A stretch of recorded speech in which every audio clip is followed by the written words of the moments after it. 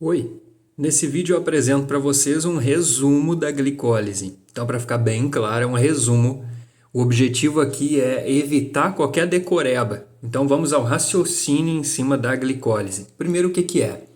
É a via de oxidação da glicose. Ela ocorre no citoplasma, então não precisa de uma organela específica para acontecer dentro dessa organela. Citoplasma, para ser bem claro, toda célula tem, né? Então ocorre desde a hemácia até o neurônio e companhia limitada. São produtos da glicólise o NADH, o ATP e o ácido pirúvico. Esse ácido pirúvico que rapidamente dissocia, liberando um próton no meio, gerando o piruvato. Então, essa via independe de oxigênio e de mitocôndrias para gerar o ATP. É uma fonte também de ácido lático que também dissocia rapidamente na circulação, no citoplasma, mesmo quando já é produzido, liberando o lactato e o seu próton. Então, a apresentação dessa via, de maneira bem simples, bem acessível. São vários passos na glicólise, como esse é um resumo, eu quero chamar a atenção para alguns. Eu não trouxe aqui a estrutura de cada molécula também, porque não é o foco. Então, nessa via se consome ATP para preparar a molécula de glicose, gerando uma molécula de glicose 6-fosfato. Significa o quê? Que é um fosfato no carbono número 6 da glicose. Essa glicose 6-fosfato, já é interessante citar aqui que ela pode seguir na glicólise, como está apresentado, com foco para essa via, ou ela pode ter outros destinos também, como a síntese de pentoses fosfato, né, naquela chamada via das pentoses fosfato, ou pode seguir no metabolismo de glicogênio, por exemplo, dentre outros caminhos. Então, num primeiro passo, já na primeira etapa, ao invés de render ATP, a glicólise consome ele. Então, mas isso é importante para prender, entre aspas, a molécula de glicose dentro da célula. Afinal, o grupo fosfato, dá até para escrever aqui, tem uma carga negativa. Então, eu vou transferir um grupo químico para a molécula de glicose, prendendo ela agora dentro da célula, né? Porque aquilo que tem carga não cruza a membrana livremente. Então, se acumula a glicose 6-fosfato e segue adiante. Num outro passo, mediado pela fosfofrutossinase 1, aqui eu só botei o apelido dela, né, a PFK1, se tem mais consumo de ATP, para usar uma molécula energética que vai ser fonte aí de transferência de energia para esse açúcar que está sendo gerado ao longo da glicólise.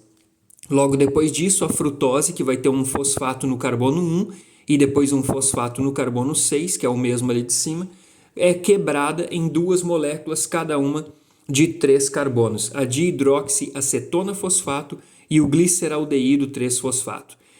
Se fala, assim, em livro-texto, que são convertidos todos em gliceraldeído 3-fosfato e a partir daqui eu tenho a continuação da glicólise e nessa continuação que eu vou enxergar até que, enfim, a produção do ATP diretamente nesses passos da fosfogliceratossinase e da piruvatossinase. Então, nesses dois passos eu tenho aí sim a produção do ATP, só que depois da quebra de uma molécula de 6 carbonos em duas de 3 cada, tudo que vier abaixo é vezes 2. Né? Tu quebra ao meio uma molécula que tem 6 carbonos, gera duas de 3 carbonos cada. Então, a partir dali, o meu rendimento é dobrado.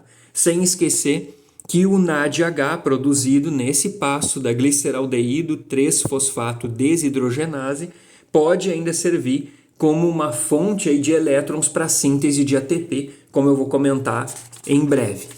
Então, de maneira bem sucinta, a glicólise é uma oxidação da glicose. E por que é a oxidação? Bom, porque o intermediário da via é de fato oxidado e eu produzo uma molécula reduzida com isso.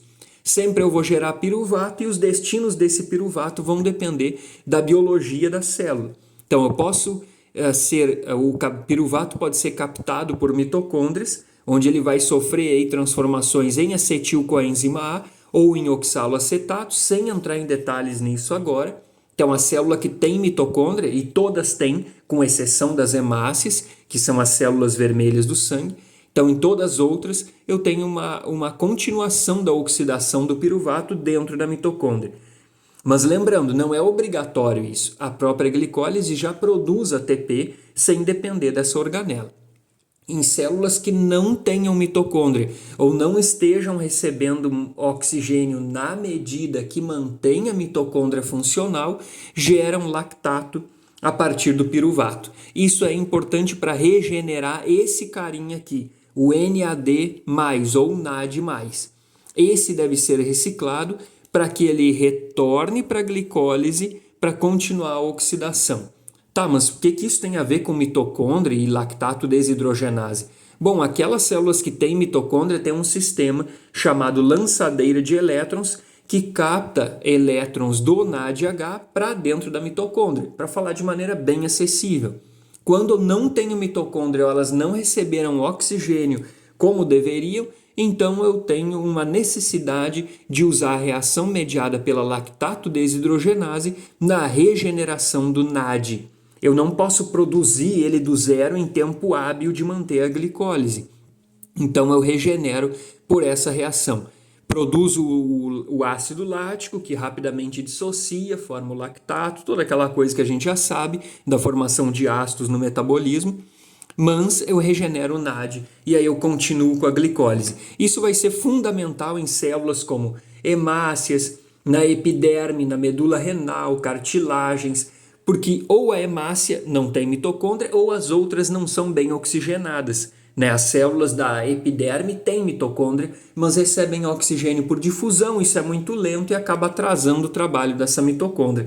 Então a pele é uma fonte de ácido lático e ou lactato, conforme preferir e conforme a condição do meio, por causa dessa glicólise que ocorre com uma alta velocidade ali nesse tipo de tecido pela circunstância da sua própria estrutura.